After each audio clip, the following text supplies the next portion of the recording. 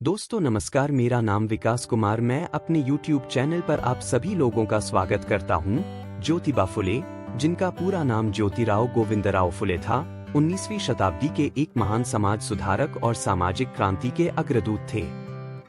उनका जन्म 11 अप्रैल 1827 को पुणे, महाराष्ट्र में हुआ था। उन्होंने समाज में व्याप्त जाति प्रथा, छुआछूत और महिलाओं के प्रति भेदभाव के खिलाफ कठोर संघर्ष किया और समता, शिक्षा और सामाजिक न्याय की अवधारणा को आगे बढ़ाया। उनके संघर्ष और योगदान। 1. जाति व्यवस्था के खिलाफ संघर्ष। ज्योतिबा फुले ने हिंदू समाज में जाति व्यवस्था और ब्राह्मणवाद के खिलाफ विद्रोह किया था। उन्होंने दलितों और शूद्रों के अधिकारों की वकालत की और उनके सामाजिक, शैक्षिक और आर्थिक उत्थान के लिए कई कार्य किए। डॉक्टर अंबेडकर ने भी जाति व्यवस्था को समाज की सबसे बड़ी बुराई माना और इसके उन्मूलन के लिए अपना जीवन समर्पित किया। फुले के इस संघर्ष ने अंबेडकर को प्रेरित किया। 2.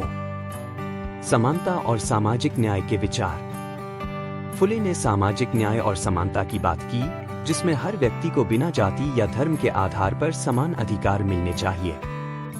अंबेडकर के विचार भी इसी दिशा में थे और वे समानता के अधिकार के लिए संविधान में प्रावधान लाए। फुले के समानता पर आधारित विचारों ने अंबेडकर को दिशा दी।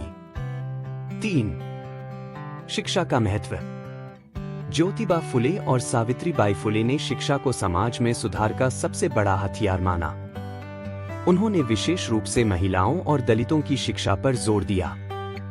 अंबेडकर ने भी शिक्षा को व्यक्ति और समाज के विकास का प्रमुख साधन माना और इसे सामाजिक बदलाव का जरिया बनाया।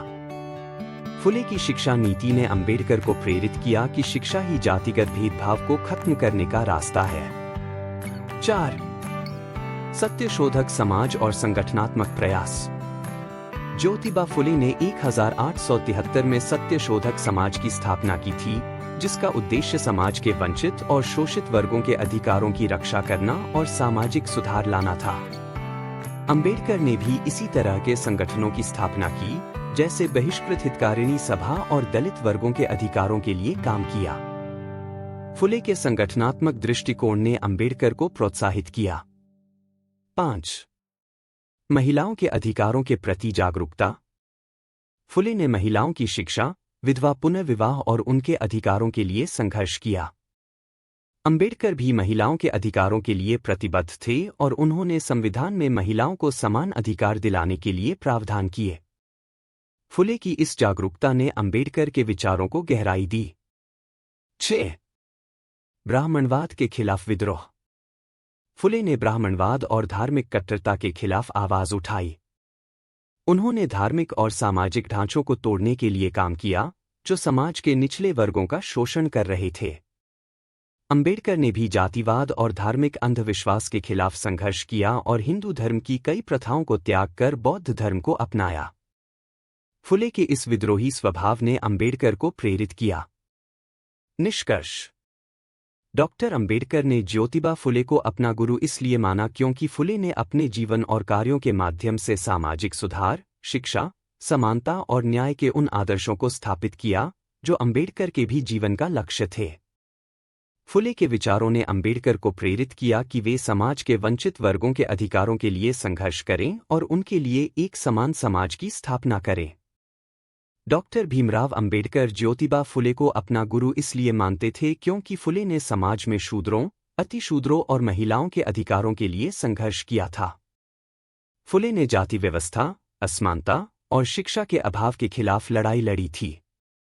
उनके विचार और सामाजिक सुधार के उद्देश्य, जैसे समानता, शिक्षा का प्रसार और सामाजिक न्याय, डॉक्टर अंबेडकर के अपने सिद्धांतों और लक्ष्यों से मेल खाते थे। अंबेडकर ने फुले के इन क्रांतिकारी विचारों को प्रेरणा के रूप में अपनाया, इसलिए वह उन्हें अपना गुरु मानते थे। वीडियो देखने के लिए आप सभी लोगों का बहुत बहुत धन्यवाद और लाइक और सब्सक्राइब करना ना भूले। Thank you so much.